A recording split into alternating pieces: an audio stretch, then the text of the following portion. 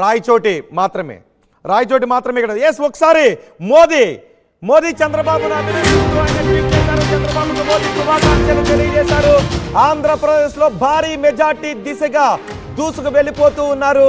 ఈ నేపథ్యంలో మోదీ చంద్రబాబుకు శుభాకాంక్షలు తెలియజేశారు. కేంద్రంలో ఎన్డీఏ ఆధిక్యతను తగ్గించుకుంటూ ఉంటే ఆంధ్రప్రదేశ్లో కూటమి ఆధిక్యం దిశగా ముందుకు వెళుతోంది.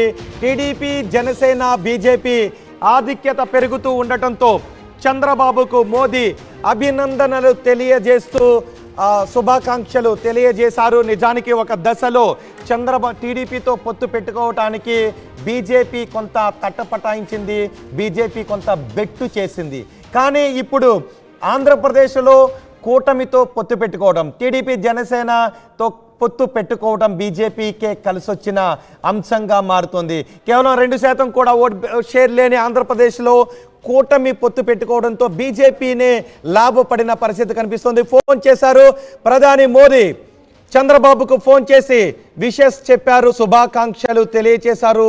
కూటమి దెబ్బకు ఆంధ్రప్రదేశ్లో కకావికలమైపోయింది. ఎస్, మనం చూస్తున్నాం గత ఎన్నికల్లో ఎక్కడ కొన్ని చోట్ల ఒక నెల్లూరు జిల్లాలో కావచ్చు, విజయనగరం జిల్లాలో కావచ్చు, ఇట్లా టీడీపీ ఆనవాళ్ళు లేకుండా పోయిన జిల్లాలు కొన్ని ఉన్నాయి. కానీ ఇప్పుడు వైసీపీ ఆనవాళ్ళు లేని జిల్లాలు మనకి కనిపిస్తూ ఉన్నాయి. కేవలం 17 చోట్ల మాత్రమే ఆధిక్యాన్ని కనబరుస్తుంది.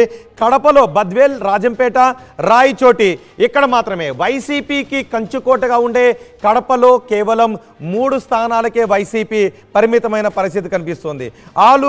ఇటు కర్నూలు మనం చూసినట్లయితే కర్నూలులో మంత్రాలయం, ఆలూరుకు మాత్రమే వైసీపీ పరిమితం అవుతున్న పరిస్థితి కనిపిస్తుంది.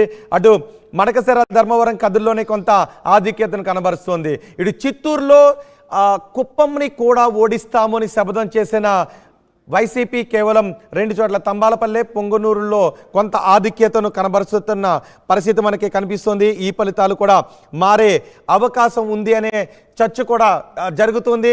ఇప్పటి వరకు టీడీపీ గతంలో కొన్ని సంవత్సరాలుగా 10-20 సంవత్సరాలుగా గెలవని చోట్ల కూడా టీడీపీ ఇప్పుడు ఆధిక్యతను కనబరుస్తున్న పరిస్థితి మనకి కనిపిస్తోంది. మరీ ముఖ్యంగా కడపలో కేవలం 3 చోట్ల మాత్రమే వైసీపీ ఆధిక్యతను కనబరుస్తుందంటే ఆ ఫలితం ఎంతో ఘోరంగా ఉందో మనం అర్థం చేసుకోవచ్చు. కేవలం ఇప్పుడు మరోసారి చెప్తాను, ఇది పుష్పలో డైలాగ్ ఒకటి మిస్ అయింది. ఇప్పుడు మీరు ఆర్టీవీ స్క్రీన్ పైన చూస్తున్న దాంట్లో కూడా 151-151లో గత ఫలితాలతో పోల్చుకుంటే ఇది యాదృచ్ఛికమే అఫ్కోర్స్, కానీ డైలాగ్ బాగుంది కదా అని గుర్తు చేసుకోవడం.